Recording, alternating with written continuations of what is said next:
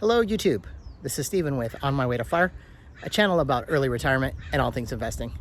And in today's video, I wanted to do a shorter form video here and cover the topic of can I live off dividends?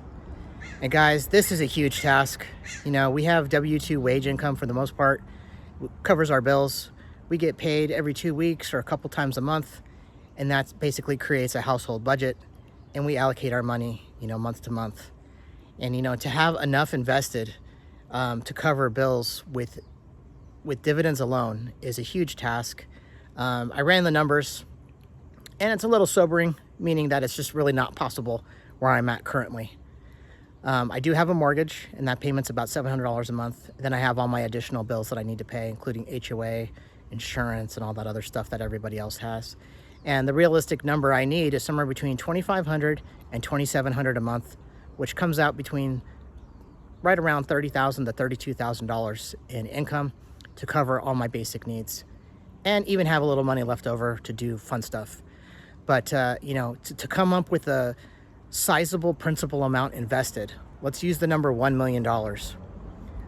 That, with a return of between 5 and 6%, would give me somewhere around $50,000 to $60,000 a year in dividend income, and I think that would more than cover what I actually need.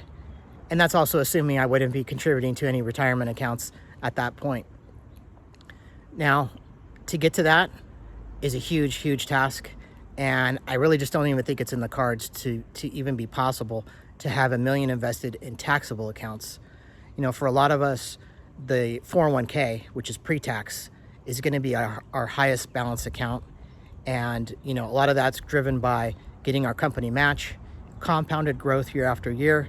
And hopefully you're not removing money from that account, but it's growing tax deferred, which means when you are in retirement, you will take tax, hit on it and pay taxes based off the distributions that you get at that time.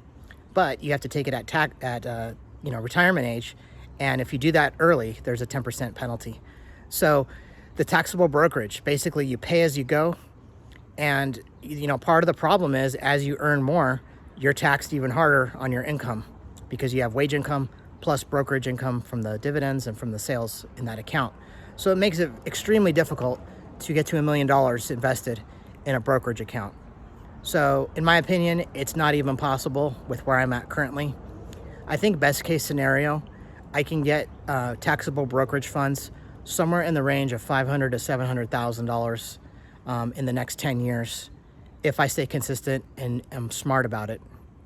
So one way to do that is to invest in tech stocks that have the possibilities of making larger size gains, but they don't tend to pay dividends.